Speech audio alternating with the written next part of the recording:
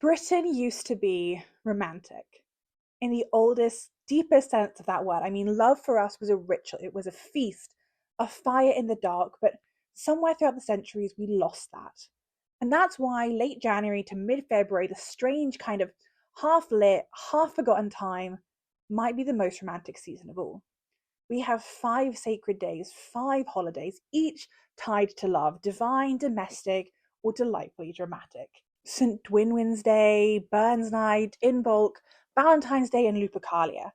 A Welsh heartbreak saint, a Scottish poet, a pagan fire goddess, a Roman martyr, and a wolf-based matchmaker. And yet most of us don't even know they exist. Because modern Britain doesn't remember how to be romantic. I mean, not really.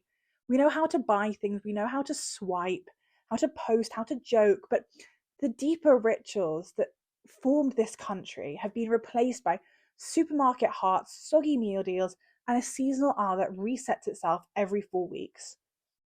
Now, I'm not going to judge people who grab a card and some flowers because sometimes that's all we have bandwidth for, and frankly, good for you for marking the day at all.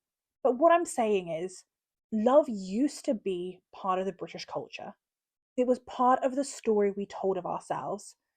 But we flattened that story, and I think that's part of why so many of us feel unrooted on this island, because the country we live in doesn't quite remember itself. Now, let me show you what I mean, because we're going to start in Wales with a heartbreak saint, St Dwynwen. Dwynwen was a 5th century Welsh princess. Legend goes she fell for a man named Maelon, but her father said absolutely not and arranged another marriage. Dwynwen prayed to forget him, and Maelon was turned to ice.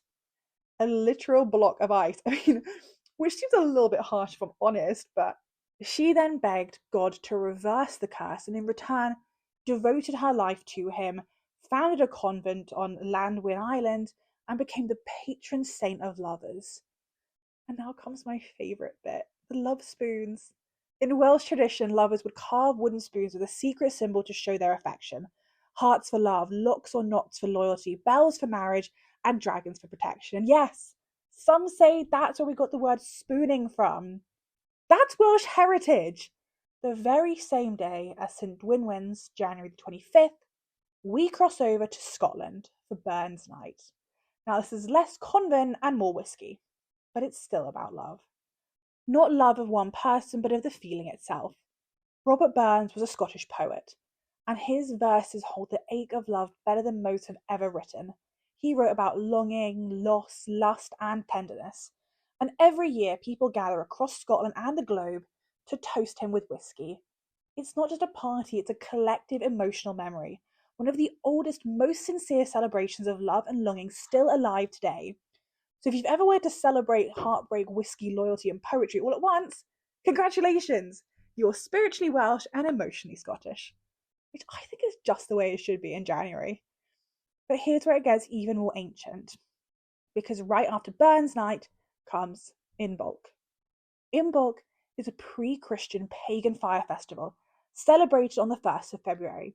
The early spring fire festival celebrating fertility, light, and Brigid, the goddess of hearth and home. And it's all about light returning to the world.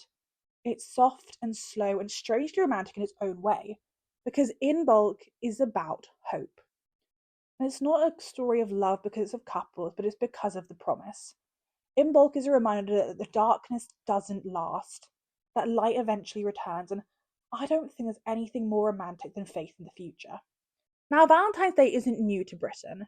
From Roman times in the 3rd century, St Valentine was a priest who ministered to persecuted Christians and believed in the sanctity of marriage, secretly marrying Christian couples. In the Middle Ages, Chaucer linked February 14th to birds choosing their mates. By the 1400s, people were drawing valentines from a box, and by the Tudors, wealthy households were giving gifts.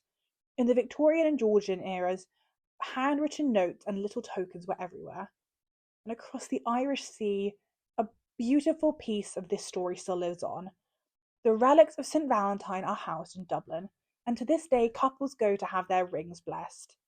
It's one of the most tender rituals still practiced under Catholic tradition, and it's one of those moments where you realise it's not just a Hallmark holiday. It's centuries of faith, poetry, and romantic ritual woven across Britain and Ireland. And just when you think it's all over, along comes Lupercalia, February 15th, a Roman festival that predates it all. Now, this one is a little unhinged. I mean, it's goat sacrifices and wolf gods and matchmaking rituals. It was Love Island, but with wolves. And now you're probably thinking to yourself, what's the point in this video? The point is, modern Britain feels unrooted because we keep forgetting where we come from. And I think we should embrace this forgotten season because we've let our culture be flattened. We live in a country that forgets its own stories and wonder why no one feels rooted at home in them. But these traditions, they're not silly or outdated. They're the fabric of the story that made us. And whether you're English, Scottish, Welsh, or Northern Irish, they belong to all of us. Now, if you see my video on Bubble and Squeak and how every part of the UK has its own version, you'll know that I'm a big fan of the Union and a bigger fan of keeping the flavour of our regions alive. So throughout the year, I'm going to be doing more of these episodes that bring the stories that we've lost. Not because I think the past was perfect or some golden utopia, but because I think we're lost without it. Because I might be English, but I'm also British. And I think it's about damn time we start remembering what that actually means. And maybe, just maybe, remembering is how we fall in love with Britain again. And if that sounds like something that you've been craving, please hit subscribe. I mean, tell me about your favourite forgotten British tradition. And if you're watching this on the 25th of January, happy St Dwynwen's Day, and yes, happy Burns Night.